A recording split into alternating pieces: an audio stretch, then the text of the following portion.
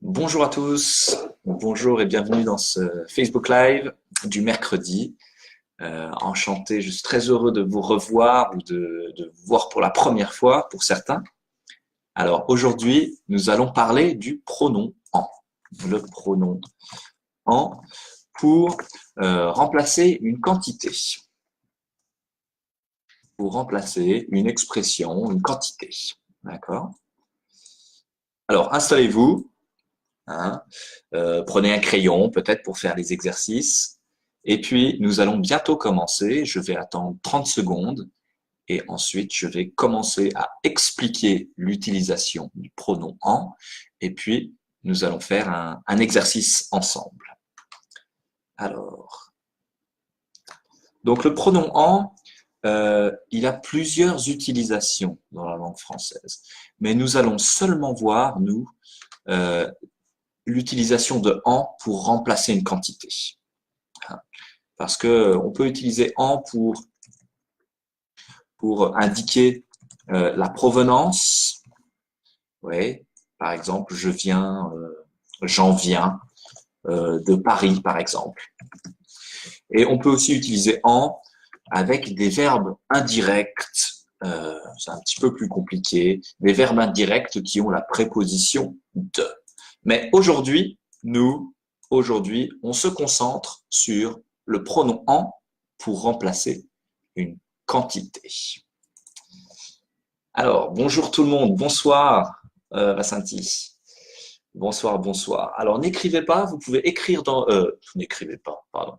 N'hésitez pas, vous pouvez écrire dans la section commentaires si vous avez des questions. Hein, écrivez-les. OK? Et je peux répondre directement. Alors, c'est parti. Observez la phrase. Excusez-moi, vous avez des bananes? Oui, bien sûr. Vous en voulez combien? Vous en voulez combien? Alors, essayez de me répondre ici. Il y a un petit décalage, mais que remplace le pronom en dans ma phrase? Que remplace le pronom en? Bonsoir, Aparna. Alors, oui, bien sûr, vous en voulez combien? En fait référence à quoi? Eh bien, mon en ici, il va faire référence à des bananes, des bananes. D'accord? Donc, c'est toute cette chose-là, des bananes. OK? Donc, ma quantité des bananes est remplacée par le petit pronom en. Des bananes en. Alors, ça peut être de la nourriture, mais ça peut être autre chose, bien sûr. Pas seulement de la nourriture. Alors, on continue. Alors, attendez. Ok, j'espère que ça fonctionne. Donc, le pronom en est un pronom qui est dit invariable. Invariable, ça veut dire qu'il ne change pas. Ouais, que la forme, c'est toujours en en. Il n'y a pas de s, il n'y a pas de féminin, de masculin, non. C'est toujours en. Il est invariable. Ensuite, il sert à remplacer un nom qui est introduit par un petit article partitif. Article partitif, c'est un nom difficile, mais ce sont les articles comme du, de la, de l'apostrophe, des. Donc, avec ces articles, je peux remplacer l'expression ici, le nom, par le pronom en. Exemple, je mange, je veux des bananes. Ici, banane, il y a un article partitif, des. Donc, je peux remplacer avec le pronom en. Il y a aussi des expressions, comme beaucoup de, peu de. Eh bien, avec ces expressions, je peux remplacer le nom par le pronom en. Bonjour Nancy, bonjour Nicolas, bonjour tout le monde. Et enfin, 3, c'est un pronom et très souvent, de manière générale, les pronoms se placent devant le verbe. D'accord? Donc, regardons les exemples. Vous voulez du fromage. Du, c'est un article partitif. Hein? On est d'accord. Ici, mon article du, il est là. du plus le nom, fromage, je peux le remplacer par en. Oui, j'en veux. Et attention à la position. Le pronom se place devant le verbe.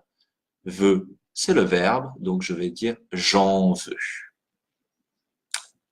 Voilà, j'espère que c'est clair pour tout le monde. Un deuxième exemple, avec pas d'article partitif, mais avec une expression ici. Beaucoup de. Il y a beaucoup de restaurants ici? Oui, il y en a beaucoup. Il y en a beaucoup. Donc, de restaurants, je peux le remplacer par le pronom en. Et attention, le verbe, il est ici. Donc, je vais dire il y en a. On a deux pronoms ici. Il y en a. Donc voilà, n'oubliez pas, devant le verbe, et c'est pour les articles partitifs de l'apostrophe D. Alors, on va faire un exemple ensemble avec un petit exercice. Si vous avez des questions, posez-les. Hein, posez-les. Ici, je répète, c'est le pronom en pour remplacer une quantité.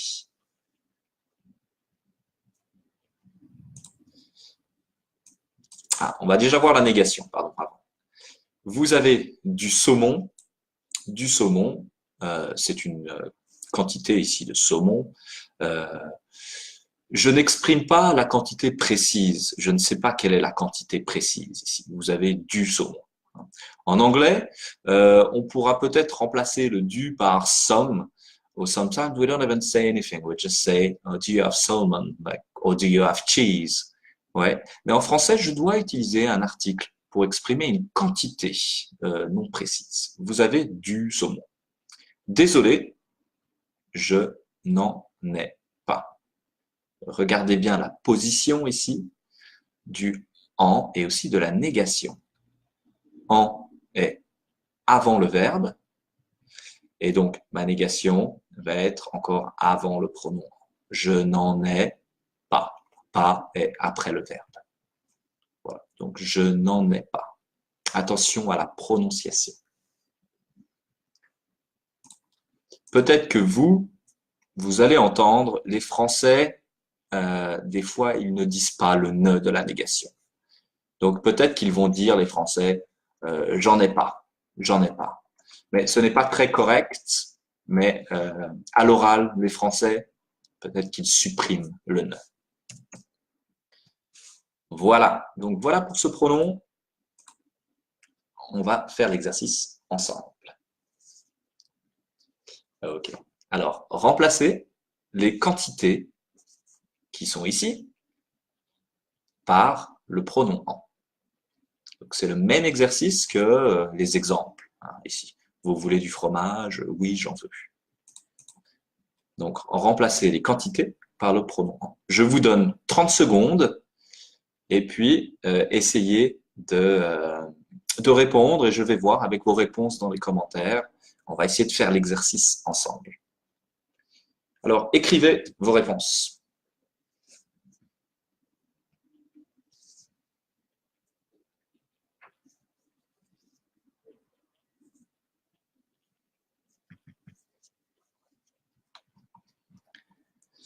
Alors, il y a un petit décalage. On va commencer. 1. Il me faut 3 melons. Je vais dire 3 melons. Melon, c'est ma quantité. Bon, ici, je l'ai précisé avec un chiffre. Il me faut 3 melons. Je peux dire il m'en faut. C'est le verbe, donc le pronom est juste avant. Il m'en faut. Et je vais devoir préciser le nombre ici. Il m'en faut 3. Il m'en faut 3. Il me faut 3 melons. Il m'en faut 3. Très bien, excellent, Justine. Très bien, c'est ça. Ouais, il m'en faut 3. Ensuite, 2. Vous voulez combien de pommes?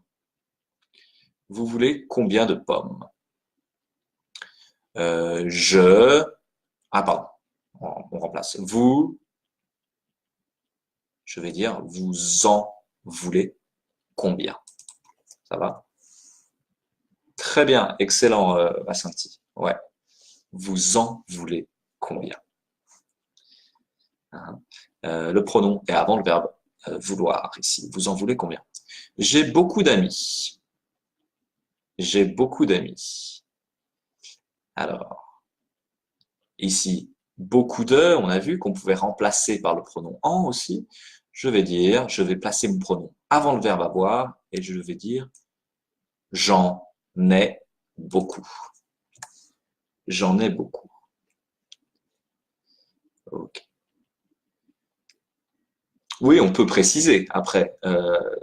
21. On peut dire j'en ai une, j'ai une amie, j'ai deux amis, etc. Hein, j'en ai deux, etc. On peut préciser. Ouais. Nous n'avons plus de tarte au citron. Donc ici, c'est la négation. Attention. Nous n'avons plus de tarte au citron.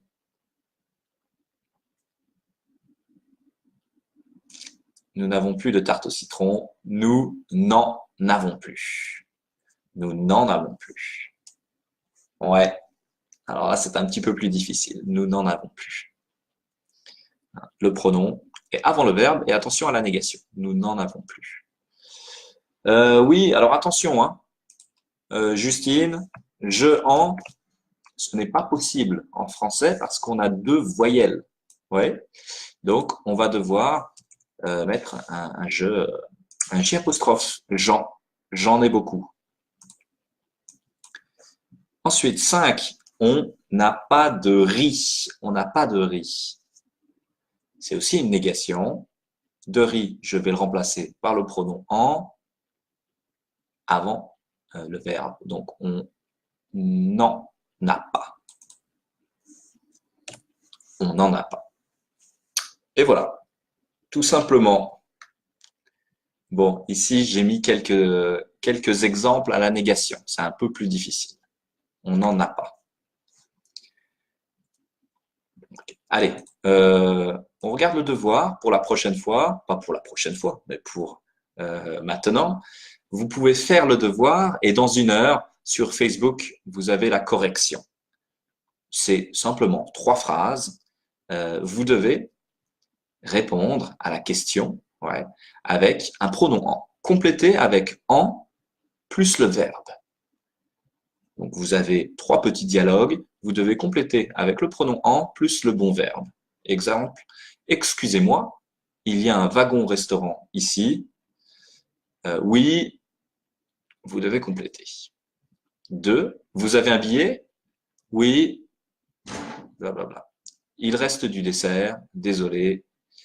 Donc, vous devez essayer de compléter avec le pronom en et le verbe qui correspond, qui va. Ok, donc vous faites ça et vous avez la correction dans 1 heure sur Facebook. Donc voilà, je crois que c'est tout pour le pronom en pour remplacer une quantité. Si vous avez des questions, écrivez-les. Hein. Écrivez vos questions, on a quelques minutes. Si vous avez des choses à dire sur le pronom en. Je répète, en pour remplacer une quantité. En et devant le verbe. Et en est invariable. C'est un pronom invariable. Il ne change pas. Il ne change pas de forme. Question? Je vous écoute. Non, c'est clair? Bon, si c'est clair, c'est super. Je pense que on va réétudier ensuite le pronom en, mais pour d'autres utilisations. En pour remplacer les quantités, ça va, ce n'est pas très très difficile. Mais il y a d'autres utilisations plus difficiles. Mais merci Nancy, merci. Donc voilà, n'hésitez pas, allez sur notre chaîne YouTube, abonnez-vous, hein, c'est Prêt à parler CH. Vous avez dessus toutes nos vidéos, nos Facebook Live, les vidéos de prononciation, les vidéos de grammaire avec Marine. C'est très utile, les petites vidéos de grammaire avec tous les points de grammaire importants. pour pouvoir bien parler français. Et puis, vous pouvez aussi, bien sûr, prendre des cours. Bonjour Abdullah. Ah, tu arrives, Abdoulaye, tu arrives un peu tard. Vous pouvez prendre des cours avec nous aussi sur notre site internet, donc avec moi ou avec Marine, bien sûr. Il y a aussi une plateforme en ligne, etc. Hein. Donc n'hésitez pas, prêt à parler.ch. Et voilà. Et le prochain Facebook Live, donc ce sera avec Marine. Donc c'est samedi, comme d'habitude, samedi à 13h. Voilà. Oups, 13h. Bon, eh bien, je vous dis bonne fin de semaine et puis à la prochaine, c'est-à-dire à mercredi prochain pour une nouvelle leçon. Allez, bonne semaine à tous. Au revoir. Bye bye.